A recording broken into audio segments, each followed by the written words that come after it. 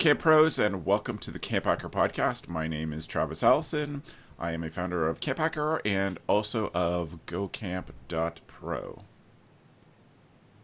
Hi, my name is Dan Weir. I'm the Director of Camping Services at Frost Valley YMCA. Frost Valley is a year-round camp conference education facility up in the Catskill Mountains. We're about 2.5 hours from Manhattan. And this will be my 21st summer working here this upcoming summer.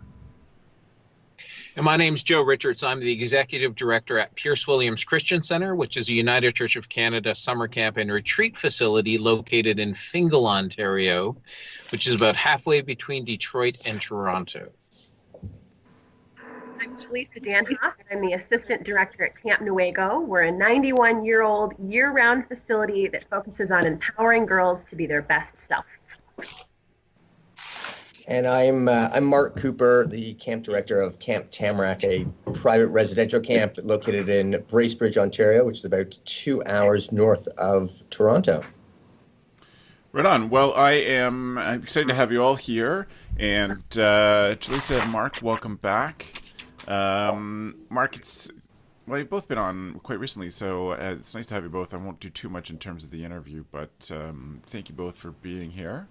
We want to offer a hearty CampHacker congratulations to Jaleesa for being now an award-winning camp director, who just won a major award at the ACA National Conference. So congratulations, Jaleesa. Thanks. All because of great networking with people like you. Awesome. And I said in my congratulations on Facebook, and I feel that this will be a thing, that I feel like I'm Elf and she's Santa, and I can go, I know her. All right. So we are actually dealing with the topic that Santa proposed. Today we're going to talk about how to be a good community member with the community in which your camp resides. Interesting situation. It's quite different for all of us. Although we're all residential camps, there is different situation, like where Dan pulls most of his kids from is not close to where they are, and Mark's camp is the community that he pulls from is actually the community he lives in, but not the community where camp is, so when he's at home during the year. So lots of interesting perspectives on this, and I'm quite excited about it. And Jaleesa, you said that this is something that you've been thinking about a lot lately. What's been bringing it up for you? So Camp Nuego just became year-round in 2007 when we built our first winterized building. And before that time, no one lived on site. So it was a traditional camp experience where the director moved off-site and everybody was back on the ship. Now we have 9 full-time year-round staff that all work and live on-site year-round. Yes. We all live in camp housing. And we had this weird disconnect when we opened our first building that, much like you were saying, campers come from the nearest big city and not town. So there would be people from the local community that had no idea Camp Nuego existed, and we've been here for like 90 years. So I felt like they should know we're in the community. So we've really worked in the past decade to build an understanding and appreciation of Camp Nuego within our immediate county, even though we don't have a lot of those members who can afford to come to camp for our residential program. We've been really intentional with our programming and our model to try and build a sense of community and community pride at our camp. Right on. Cool. Well, and I look forward to coming back to you and dealing with some of those details. I would say, Joe, Pierce Williams is the most like-a-day camp of all the camps represented here, and that you draw from a really quite small area, just one county, and your community involvement's quite strong. Yeah, and it has to be. So just so that to set it up, Pierce Williams is we're attached to a bunch of local churches. And years ago, so in the 60s, the United Church of Canada is Canada's largest Christian denomination or Protestant denomination. And each area has a conference, a group of that can be hundreds and hundreds of churches, and then they break that down into presbyteries. And for whatever reason, locally, all of the presbyteries started their own camps in the 60s. And so what that means is right now I have 15 churches that support me, and we're in Elgin County, which is rides along the north shore of Lake Erie. And essentially, I draw 75% of my kids from Elgin County, so within an hour's drive. Now, that's within Elgin County at 75%. If I go to within an hour's drive of Pierce Williams, I would think that my number of campers goes up to 85 to 95% of my campers come from within an hour's drive of me. We do get campers from Toronto and from Windsor and from, places further away than that hour, but the majority of the campers are within an hour's drive.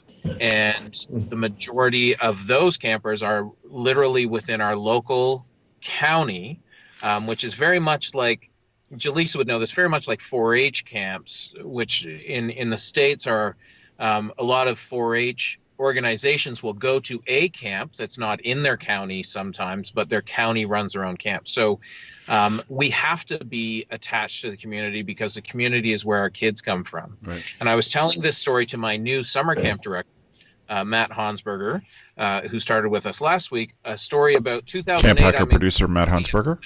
Camping Congress. And I go to attend a session by Joanne Warren Smith. Yeah.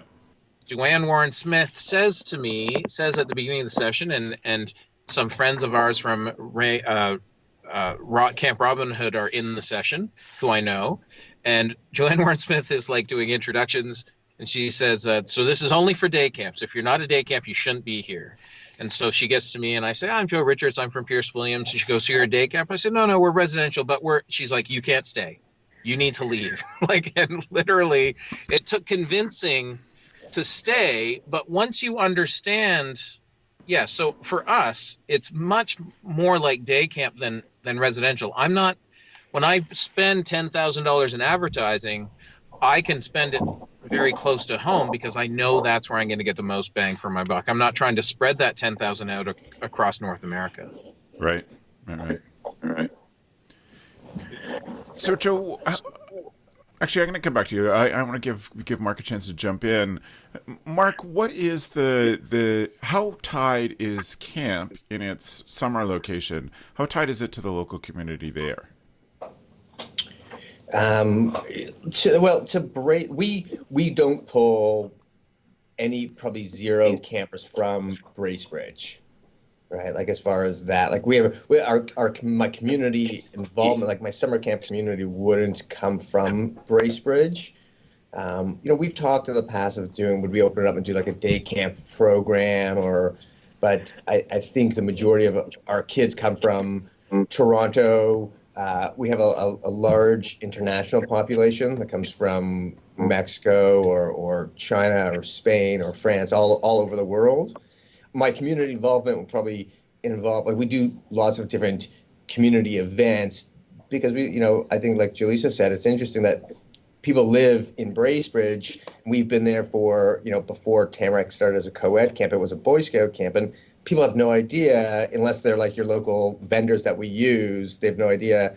So whether it's, we've partnered in the past bunch of years doing different charity events whether it's a local, one of the local shops would donate stuff, and then we do different fundraisers, and then we donate that money back to a camping charity, or we've done different, food drives. On the first day of camp, kids bring, junk and stuff, and they don't need all that junk, so we collect them. We'll donate it to a local thing, or doing a local car wash within the community. So just that people still know that we're doing that, and then we'll donate that money back. That kind of like these give back projects within, or at the old folks home where kids will write letters, or we'll take a busload of kids and they'll sit and talk. But as far as the actual where our camper population comes from, is zero. We'll probably go. We've had kids from Aurelia, which is about an hour away from camp, but nothing super close from Bracebridge. Cool. And I come back around to some of those charity things and your local connections. But I want to move to Dan.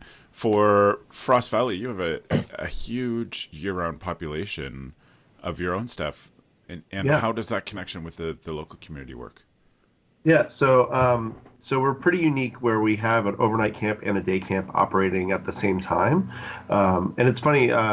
There's perceptions of why. So I'll start with what we're doing with the local community overview, and then kind of branch into overnight community, and then how that distincts us from otherwise. So I think it was Andy Pricken on this podcast a while ago talked about your relationship with your local community should be like you're the mayor of the local community Yeah. in that sense, and that's our relationship with our local community. We are not only a major employer, but we do our best to really support the local community. So we have the after school care program.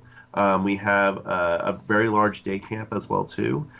So especially for up here, and we do our best to support those around us as well. We don't offer daycare, but we do our best to, since people are so closely tied with working here, we're one of the major employers for the area, and then providing those other services.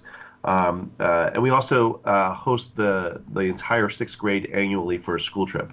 So the whole sixth grade will come up and learn earth science classes and team building skills from us for a period of 3 days. So it's a little bit unique in terms of having that many facets of the local community. But also, our local community is a little bit unique as well too, in the sense that there's a lot of second homeowners. So the only way we can interact with some of our second homeowners during the year is to leave a door knocker, to literally leave something hanging on their doorknob, and we do it. We go up to the doorknob and we do it. So it's a very funny relationship when we talk about our day camp and talk about our local community, that they have two communities that they're part of. So the second part of the community they're part of is the target market for overnight camp. That's our for us, it's New York City region. So it's Manhattan, Brooklyn, the suburbs of New Jersey that surround that, Queens. There's a lot of about 90% of our kids for overnight camp. This is completely different from Joe. Are coming from about over an hour away. So it's very distinct to have local children enjoying a camp program, and then have children from typically 3 hours away enjoying camp as well. So it's a unique community in that sense. And so what we try to do is we try to take those parameters that we have with our local community, extend them to communities down there. So we have little hubs that we utilize through the Y network. So like, for instance, Montclair Y, we try to build that relationship. I can't go into Montclair without running into a kid that has a Frost Valley sweatshirt on. So like it works out well in that sense. But it's a funny blend of everything. And a lot of Ys, what they do, we're our own Y, we're our own association, meaning we are independent. We everything is just centrally focused on camp and everything that comes with that. A lot of Ys are part of these big associations where they have 5 or 6 facility Ys in the neighborhood, and then everyone in that neighborhood sends their kids to camp. And they have their camp, and sometimes their camp is half-hour away, sometimes their camp is 3 hours away. But it's funny to watch community and how it builds, certainly within camping, but also with the Y. So Right. My experience is was changed by me moving on site. There had been a family living on site as the caretakers, and when they left, I took over their house and some of the responsibilities. But it really did change our relationship with the local community. Our camp is 25 minutes from Mark, and it really changed the relationship with the local community. Mark is more attached to the big city of Bracebridge, whereas we had stronger connections to the village of Baysville. And for me, getting involved in the city of Baysville, mostly as a volunteer firefighter, made such a huge difference to the connection, and it helped our staff get to know people in town. We also hired somebody local to be a year-round administrator when administration had been done in Toronto beforehand, and all of those ties strengthened our ties to the village of Baysville, and meant that it's an interesting culture where our camp and Mark's camp is, that it is like Dan talking about with second homes and cottages, where so many people come in just in and out of the place and don't seem to care for the people that are there all that much. That's a gross generalization, but it's certainly you feel that when you live there year round. And so for them to get to know our staff meant that the people in the village looked after our staff in many ways, and grew to appreciate them and give them rides home and stuff like that. That was developed a real strong relationship. So, Jaleesa, that sort of thing seems to me like an ideal place to be in, where you have a strong connection. And for Newaygo, that wasn't there, but you set out to create it. What were some of the first steps in that? So much like Dan talked about doing a knob, like a door knocker thing, Yes. we started doing a dock drop. So Yes. we're on a chain of 4 lakes, and we have volunteers that put together a series of events that we now do called Ridge Dinners through our catering company that runs out of camp. With an executive chef, we hold 3 dinners out at camp on change days. They happen over Father's Day, and we put all these events in like a little plastic bag, and then our camp staff decorate rocks with like pictures of chacos or butterflies. We pick a theme, and then we have volunteers drive their pontoon boats to each of the docks on our chain of lakes, and they put the information at the edge of the dock, so it's a little less abrasive than in someone's mailbox and more legal, which is great. And then they get all our information. So we started doing Ridge Dinners, which is like a plated dinner series for those second homeowner cottage folks. Yes. And then we now do year-round community fundraisers. So we have a Halloween weekend event where each of our cabins become like spooky haunted houses, and we get pumpkins donated from local orchards, and kids come out and paint them. We have a Christmas event called Santa and S'mores, where you can come roast a s'more with Santa and meet live reindeer. We have a sold-out dad-daughter dance around Valentine's Day, and then our newest event is one in the spring, and it's called Enchanted. And we've been trying to find a way to get local community members to come out and take a walk in the woods with their family. I mean, that's like the biggest thing that we as camp professionals try and do. Yeah. We couldn't come out in the spring to do this.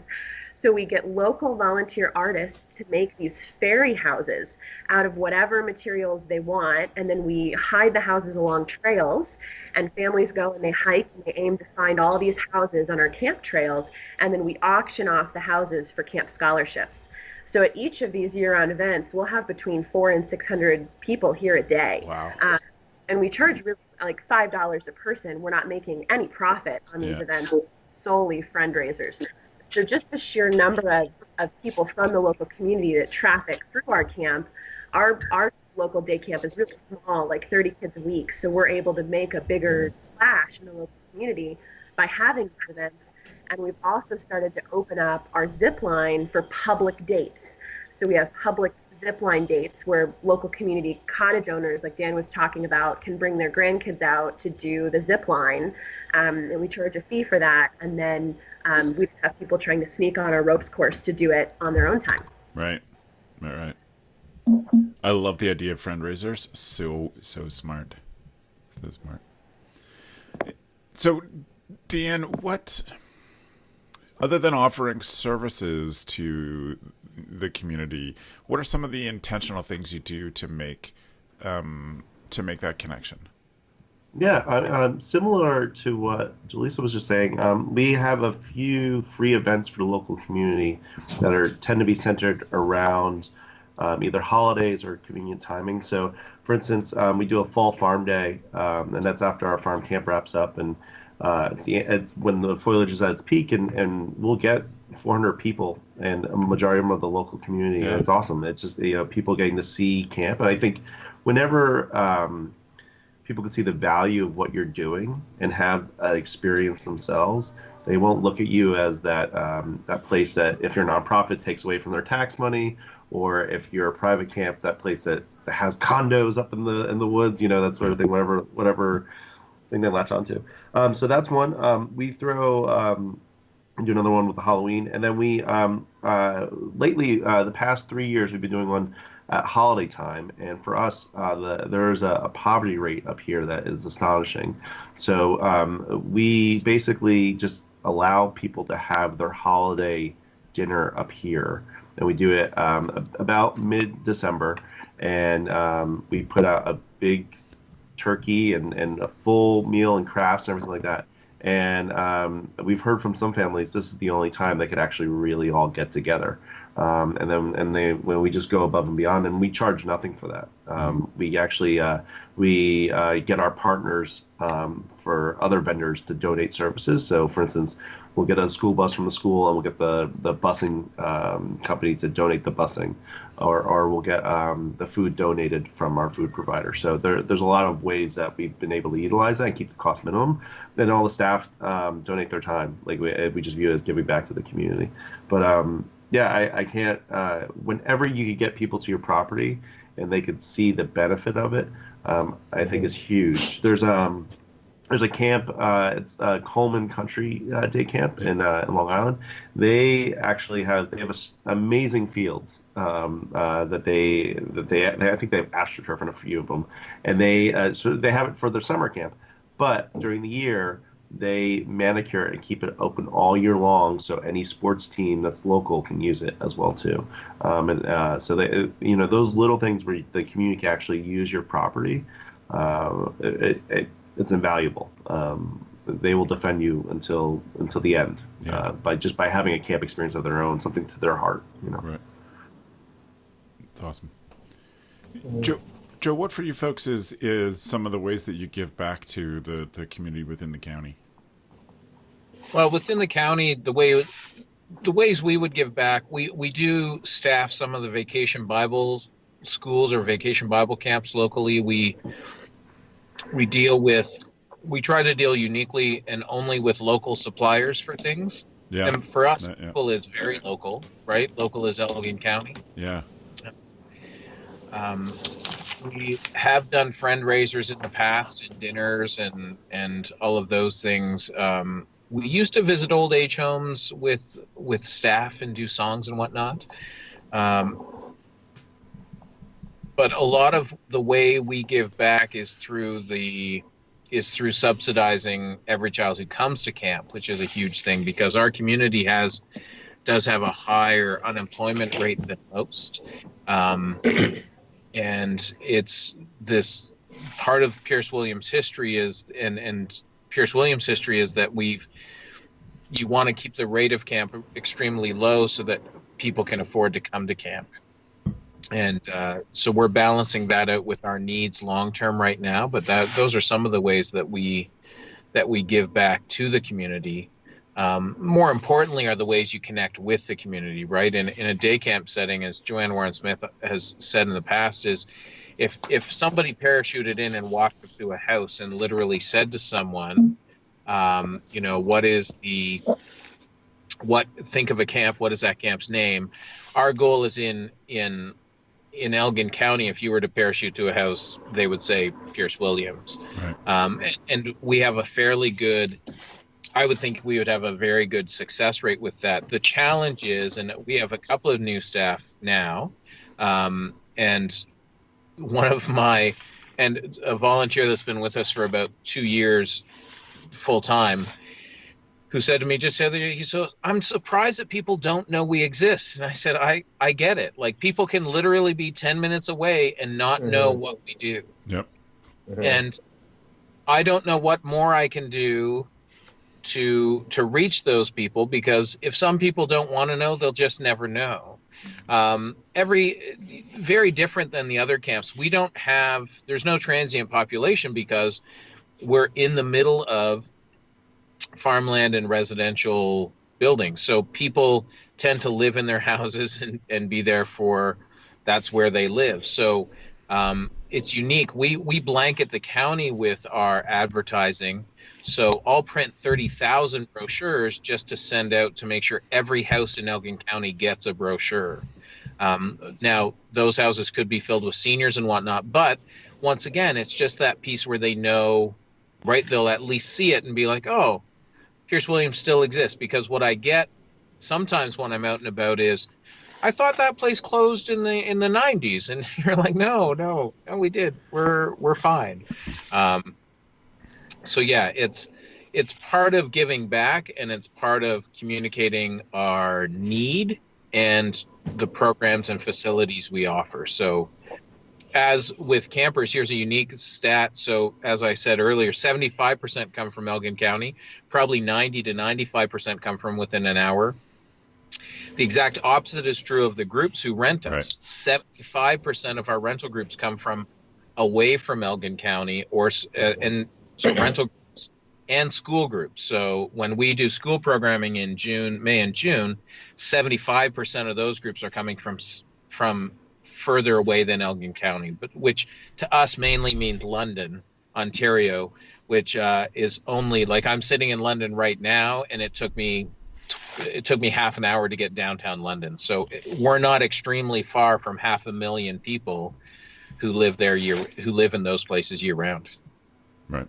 Yeah, I was going to say that's an important part of that the Pierce Williams model is that the rentals and facility use subsidizes camp, and so in that way, people from further away subsidize local kids going to camp. That's an interesting gift of Pierce Williams to St. Thomas and the area. Mm-hmm.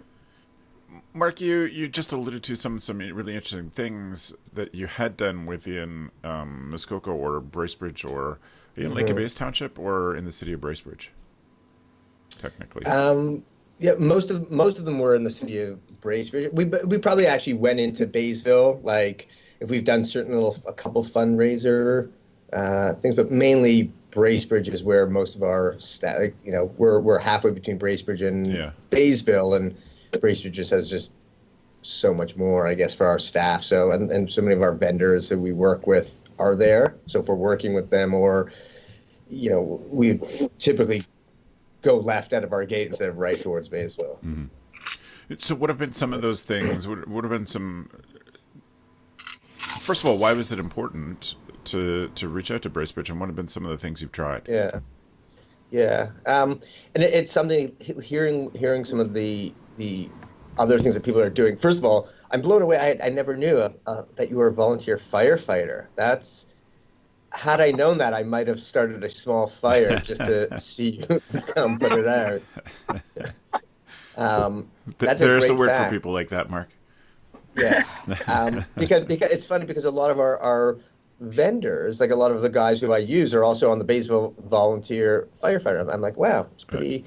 But some of the things that we've done in Bracebridge, it always stems a lot of times with our oldest unit, like the CIT population, when we're, part of the leadership program is, what can you do for your community? How can you give back? Mm-hmm.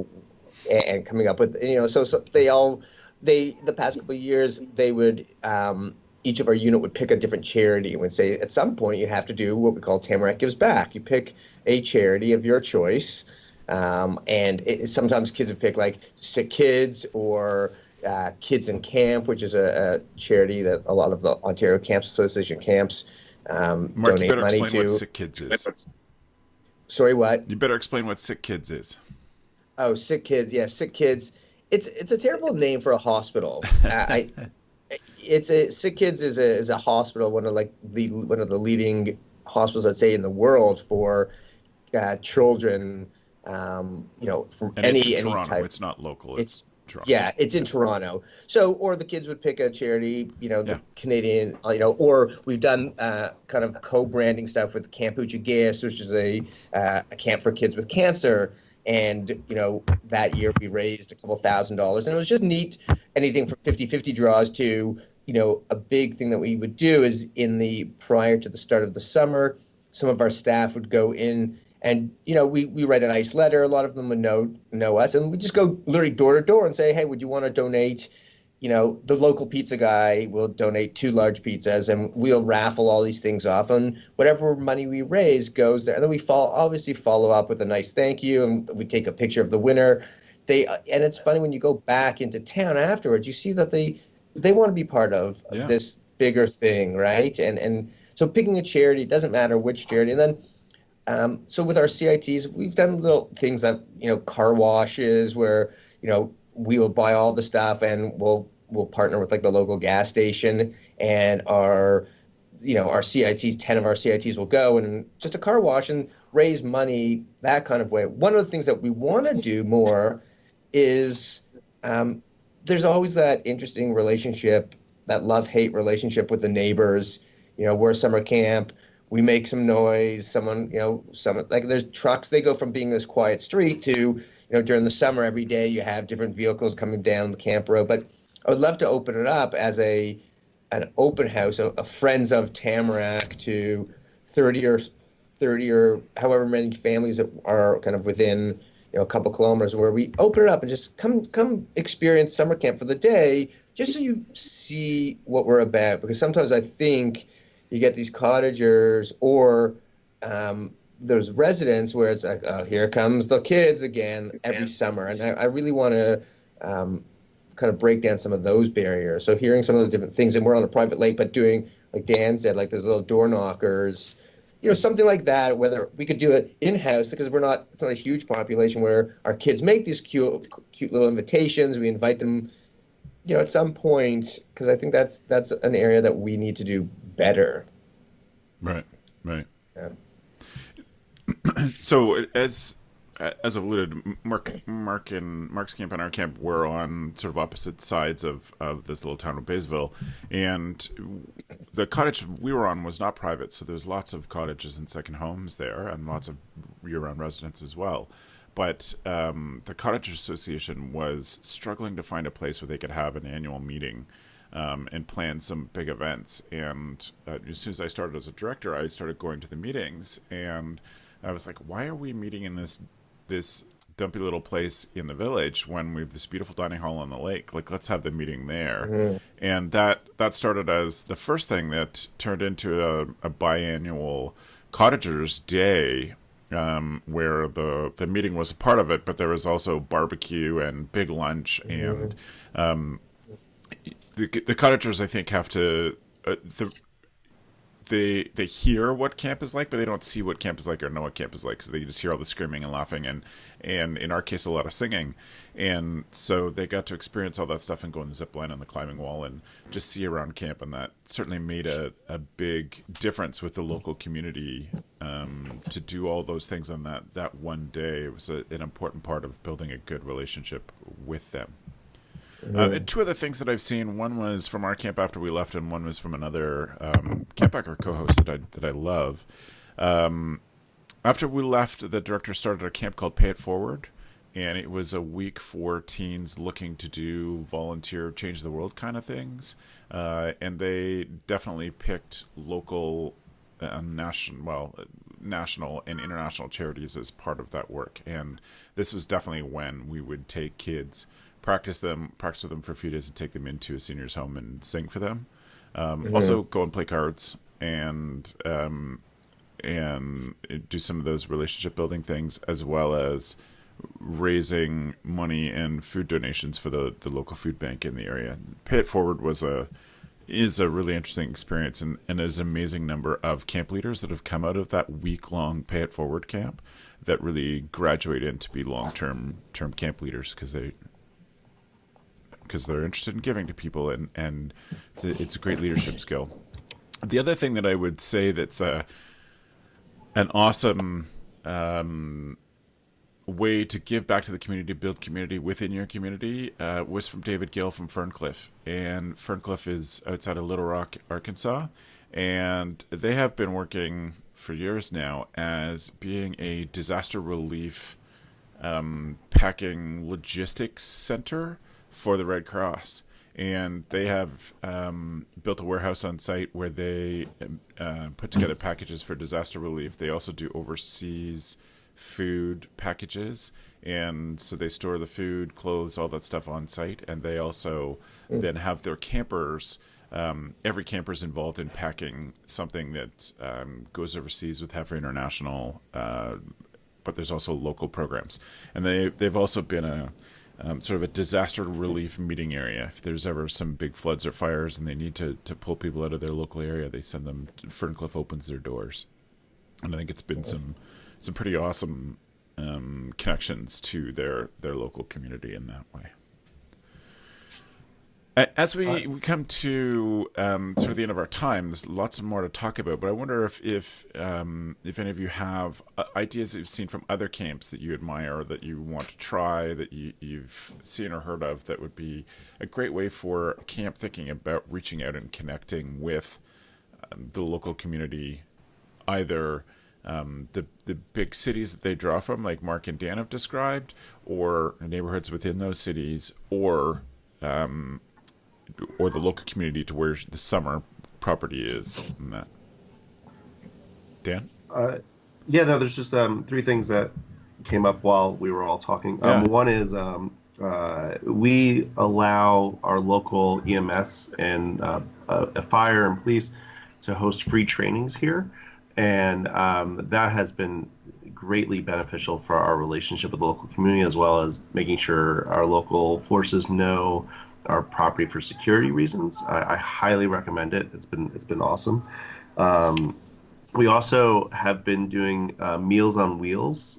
So being a year-round place, we've had the luxury of being able to cook a few extra meals and then not put a dent in our budget. Yeah. So what we do is we actually drop off meals that could be heated up at the local town hall, and then people can go by and pick them up. Right. And when we started doing it, only 3 families were taking advantage of it, and now I've heard it's up to a dozen people are taking advantage of it. But that has gained us so much clout in the local community, and you can think about that. It's just freeze drying a few of the meals that we're doing. And then one idea that I've talked to a number of camps that do this, and I do this as well, is I identify clusters, for lack of better words. I identify towns that we are part of that community, whether they're 3 hours away or not. And then we try to support their town on a local level. So an easy way is sports. So like buying a billboard at a baseball team. Yeah. The local Little League baseball team, and the billboard that all your families will see. That it's very affordable. It's more affordable than going to a camp fair most of the times, But that is a great thing to support local communities and also promote your camp. That's an easy way to do that. So that's brilliant. Yeah, it's brilliant. Soccer teams work too. We sponsor 3 soccer teams locally. Right. Yeah. So, how much, Joe, would it cost you per team, if you don't mind me asking? $200. $200. Yeah, it's to get Pierce Williams on the back of all their jerseys. Well, no, on the front. Okay. and in 3 different colors, and with the right age. So we choose under 6 as the starting team, and then we choose 1 in each division. So under 6, under 7, under 8, which means we're pre-programming parents to think about it before they can send them to every week at camp. Yeah. If I can jump, it's interesting. I was just at my nephew's hockey game, and I love that. I never thought of sponsoring a local soccer team, or because I bet I could get a group of our staff and campers to go out and cheer on our actual team. I could just picture blow these kids away when all of a sudden 100 kids show up on a bus to cheer the soccer team would just be completely hilarious. But my nephew plays hockey, and I went to his game and I said, "What team are you?" And he said Wilson Niblett, which is the car place, which I love the name Wilson Niblett. Yeah. But that's the car place. And I said, "But every team is Wilson Niblett, and there's 8 teams in the league. So what Wilson Niblett does at $200 a pop, they get every single kid in that same age. Every single team is there, and then the teams are just color. I'm like, that is just brilliant. Every single, so it's not, they can't. When I played, it used to be like, the IGA versus the Shoppers Drug Mart, and now it's everyone is Wilson Niblett, and they're just green versus gold versus, and I was like, wow, and it's cost exactly, Joe, like what you said, it was like $200 or $300. And he probably spent $2,000 or $3,000, and for 8 months of sports, those families, there are 150 kids wearing their names, playing against each other, and it's just, and I bet some of those parents, if you're a summer camp, you're going to generate, specifically for Joe, if it's in that area, like every kid is wearing the shirts, you take up a little banner at one of the games also. Have some staff out there in bright orange Pierce Williams things. It's just a neat concept. I love that. Right on. Mm. Are there any other things, Mark, that ideas that you want to try or that you've seen that you like? It's interesting. There's certain things that we do within our community, but even what Dan said with the police, we always invite the police. The guys come in for tours and stuff. Then they show up a couple of times when someone pocket calls by an accident during the summer. But to partner with those guys. Like those guys are always and EMS guys. It's such a neat concept. Like those are the guys we call on all the time. Or I would like to do some stuff with like the local hospital, like all the doctors and nurses. Like we have kids sometimes, it's like the sprained ankle week where we're taking a dozen kids in. So wouldn't it be cool to say, whether it's stuff for the hospital, like thank you cards or that, because they just see kids coming in and out, or inviting them to our site for an afternoon. Some of those, the heroes within the community, like the police and the ambulance and those guys. I think that's a really neat concept that Dan said. We also had an awesome experience with that, bringing in ambulance, police, and fire for a Superheroes Week with the littlest campers. And so our staff were always amazing at being welcoming, so they just felt really at home. We also had the secondary effect that the staff were putting the campers first and letting them try all these things. And at the end of the night, they're like, that was really fun for those kids. Could we have them back so we could, shoot the fire hoses and dress up in bunker gear? And that became an annual thing. Where it'd sort of rotate between 1 year be for the kids, and 1 year we would do it just on a staff event, and that meant that the firefighters, who are always the first medical responders in our area, got to know many of the staff by name and etc. But I love the idea of doing something special for local doctors who work the emerges and the first response places. Such an awesome idea. One of the things that I will add on to two things that have been said in this last little piece, we had, may still have, I don't know, an amazing local doctor who wrote all the medical directives that would allow our nurses to hand out meds and look over all the medical procedures for us. And he's such an awesome guy. And one of the things that camp did was to give him a tenure paddle. Talked tons of times on the program about the 10-year paddle program, but we knew Dr. Ray had been there more than 10 years. Like, why doesn't he have a paddle? And so then we sent in some staff and a couple of kids to present it instead of it hanging up in the dining hall, where he came out once in 5 years. I think he came out once in the 15 years that I was there, but we'd see him almost weekly. And we took the paddle to him, and it's up in his office. It was an interesting way to recognize his giving for camp.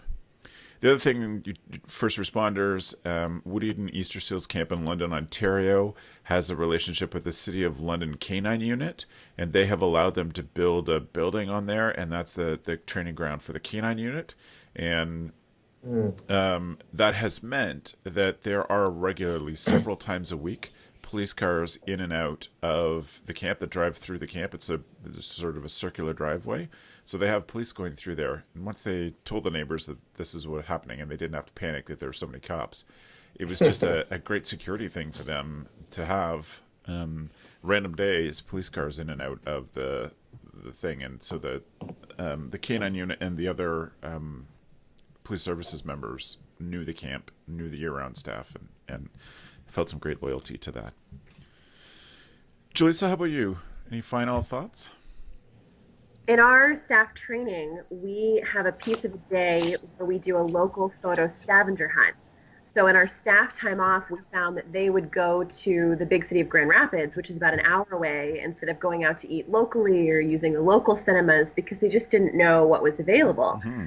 We contacted businesses ahead of time and have like 4 vans that go out with all these staff in tie-dye, and they have to visit all these places and buy something at the boutique, and they have to try an ice cream cone at the ice cream place and get free popcorn.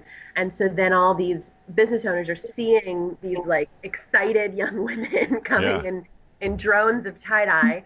And so they're a little more prepared for when staff have their time off, but it's also a fun way to secretly teach staff what's available. Yeah. We also kind of stop teachers that are about to retire from local schools, because those are our best sources of volunteers. So we'll get a sense from the school secretaries, who are the gatekeepers to life in these schools, just be like, who's retiring this year? And are they looking for some volunteer opportunities? And then we'll pass them a little note about our our shoulder seasons and our school groups that they can come and work with. We also have daily local volunteers that come out to garden and drive for our trips and drive the pontoon boat. So we have a fantastic local volunteer base. And then I would really encourage a lot of the young camp staff that live in these positions year round, like myself, that you have to get involved in the local community. Yes. And I hear a lot from emerging professionals that they feel really isolated in these small towns. Especially for me, when I came to Michigan, I wasn't married. My nearest family was in Texas. I didn't have a big support system here. And so what helped me is to go out and coach volleyball at a local middle school, and to join a church, and to join clubs, and to volunteer for the city council and whatever needed to be done.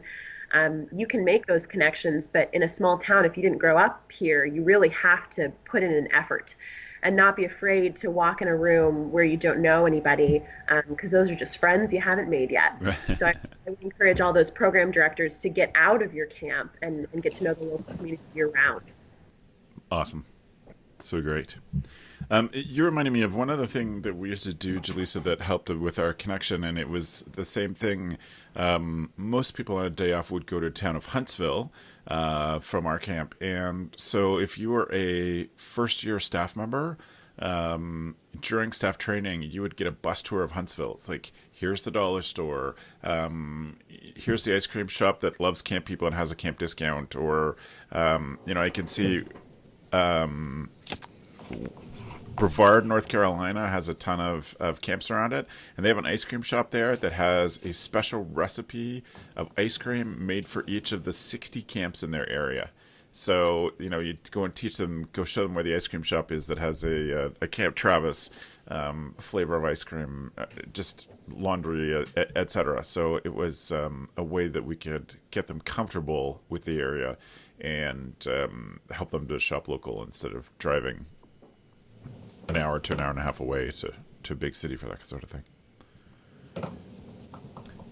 Any other quick ideas or follow-up?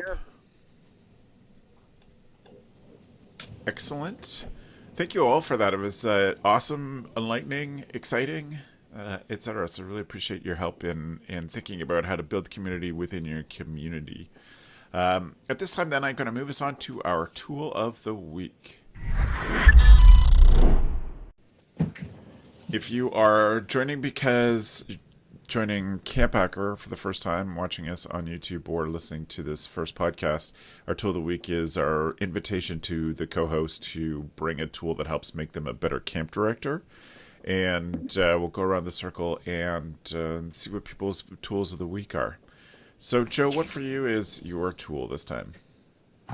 My tool this time is something that I don't think about, and that's what I've been trying to do with tools of the week, because oftentimes we have something we use so often that it's just we don't think about it anymore. If you know me and have seen me, I wear sunglasses a lot, and by a lot, like all the time. It's not a sunny day today, but my tool of the week are Maui Jim sunglasses. Yeah. Those are these guys. You don't need to buy them in white. I had to order these ones from Italy to get them in white. You don't need to order sunglasses from Italy. I'm just saying that I saw them in white and thought I would love them. This goes back to probably a year and a half ago. I recommended a good cell phone because it's something you use all the time. And I had picked up a new cell phone at the time. These are not, Maui Jims aren't cheap sunglasses. They're polarized. They're going to protect your eyes. They're going to, once you've gone a high-end polarized lens, you're never going to go back from polarized because it protects your eyes. And if you're outside all the time at camp, or in the winter on snow glare, all of those things, these glasses they're attached to my head almost all of the time. And I have, they normally last me 3 seasons and then I buy a new pair. So I just justify the cost in that sense, as long as I treat them properly. Right. So Maui Jim sunglasses, my specific choice right now are Stone Crushers because I have a really big head and they're big enough and they fit. So that's my tool of the week. It's awesome. Thanks, Joe. Jaleesa, what's your tool? My tool of the week is a children's book called The Day the Crayons Quit by Drew Daywalt. There it is. I posted the link to the book on Amazon. And in this book, each of these crayons writes a letter to their owner, Duncan, about how they're quitting because they're being mistreated. So the pink crayon doesn't feel like she's getting used enough. Only Duncan's sister uses her, and pink crayons can draw monsters too.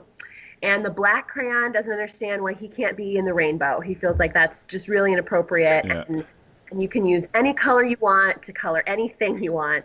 And the reason that I like this book is I plan to use it this summer with my staff for a Vespers, where I'm going to give them each a crayon, and then after we read this book, they're going to draw something with that crayon that wouldn't typically be drawn in that color.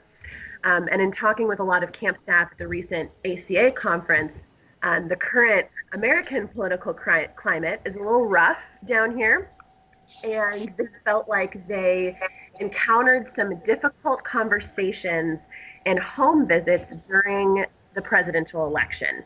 And so we've been trying to think of a way at Camp Newaygo to really intentionally teach empathy and inclusiveness and acceptance without bringing politics into the conversation. Mm-hmm. I think this is a really great debrief opener to talk about not just the colors of crayons, but race and ethnicity and sexuality, and being open to seeing people in multiple layers, and just being a good person. And I think you can do all of that by reading this book. Great picture, Lisa. Thank you. So just a midstream reminder, there are show notes at camphacker.tv/podcast. This is episode 98. You can see the notes for that there. Mark, what's your tool? My tool is also a book. It's always one of those things. And it's a tool that I use every day that I started when I got the book. It's called The Daily Stoic, and it's by a guy named Ryan Holiday. He's written a couple of other really, really good books. And basically, it's The Daily Stoic, and it's 366 meditations on wisdom, perseverance, and the art of living. So the way it's set up, it's the reason 366 is because it includes a leap year. Every day is a different passage from a philosopher like Seneca or Marcus Aurelius or someone like that. And then it's a quick little passage, and then he just breaks it down. And each month is a different kind of a different topic. And it's quick, like as camp directors and camp professionals, I always said this, I said this earlier, we're so super busy.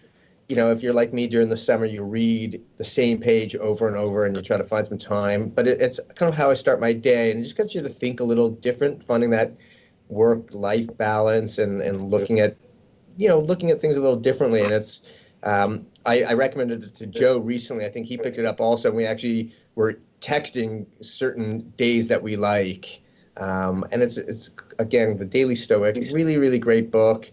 I ordered it, I guess, also through Amazon and or Indigo. Sorry, it came, and great book. Really, really like it. Gets you thinking a little bit different, and it's a good one. Right on. I recommend it. Yeah. Thank you. Joe, I just saw you put your seatbelt on. Do you need to head out? You're muted. Also, you're still muted. So you're gonna drive and wave goodbye.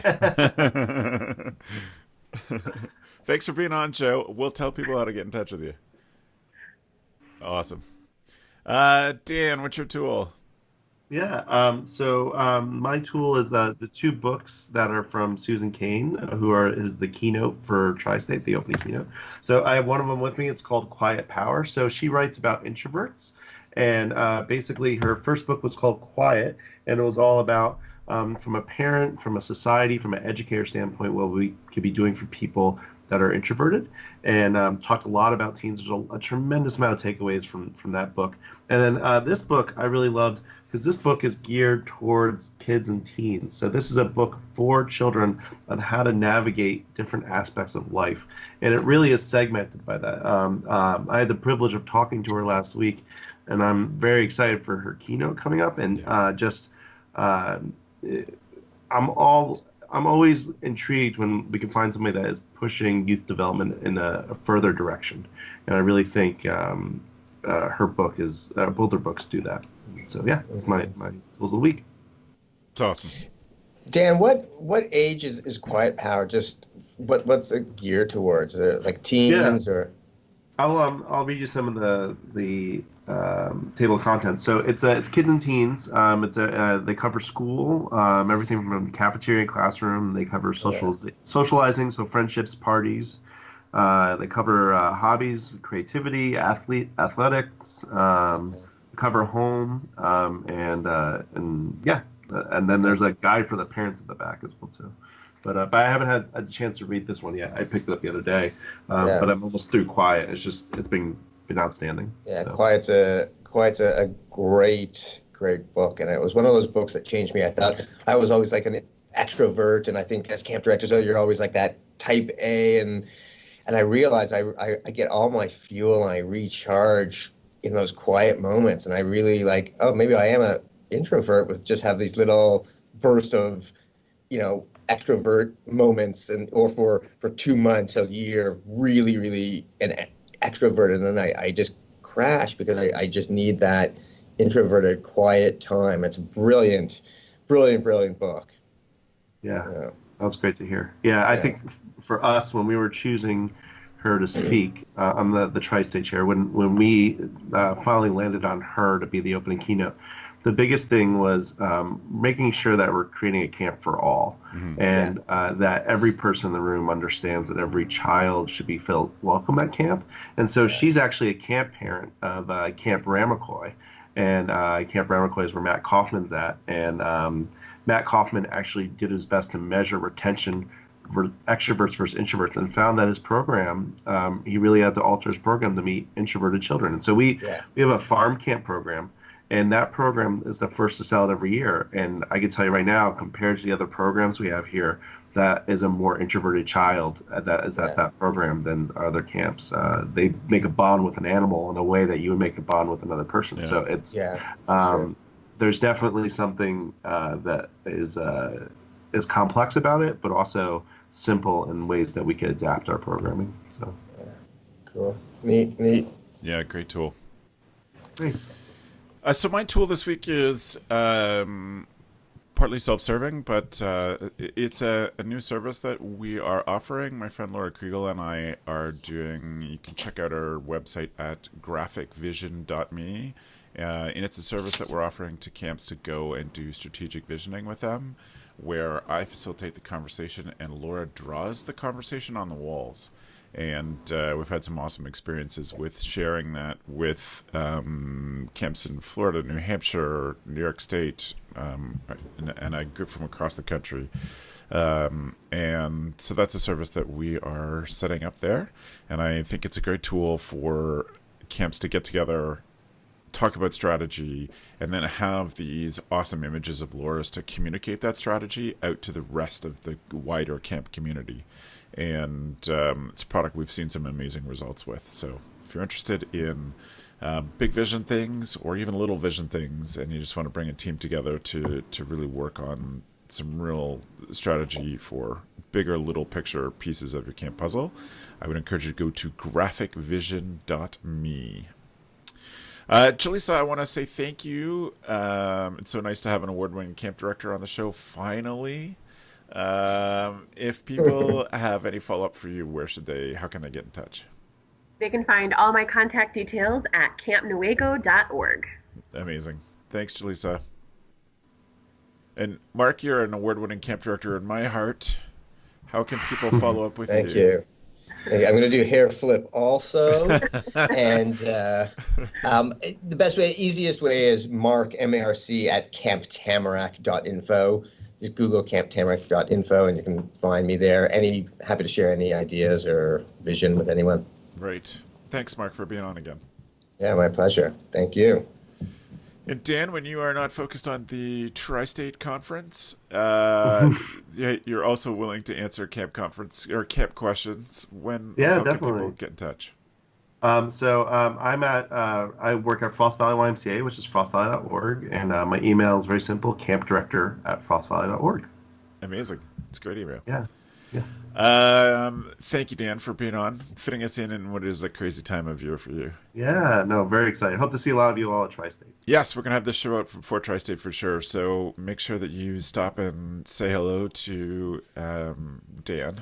And Yeah, Dan you'll please see do. on stage, you'll know who he is, but me you'll probably run into in the halls. And Gab's going to be there too, so all three of us would love to hear your best parts of the show and things that you like, but we want to say thank you to the people watching on YouTube and those listening. If you get a chance, if you've got some good stuff out of this show, if you go to camphacker.tv/love, you can put a quick tweet out that says which part of the show you liked, and that'd be awesome. It's really helpful to us. We want to take a minute and congratulate our producer and editor, Matt. Matt just got hired full-time as a camp director at Joe's Place. So now we have 2 Pierce Williams connections through CampHacker. And he just started, and the announcement just went out last week. So our congratulations to him, and our thanks to Matt for being the one that actually makes this get out into the public. It's easy for us to record these conversations, but Matt does the hard work to make sure that you all can hear those and see those. So thank you to Matt. Thank you to my guests. It was an awesome topic. And I would also encourage people at the end of the show to look back through the history. There was a great show that we did similar to this topic that included Andy Pritikin from Liberty Lake Camp in New Jersey. And Andy's super smart about this kind of stuff too. He had gobs of great ideas. So check out that show as well. I don't happen to know the number off the top of my head, but search for Andy on camphacker.tv/podcast and you'll see that there. So thanks for the evening, friends.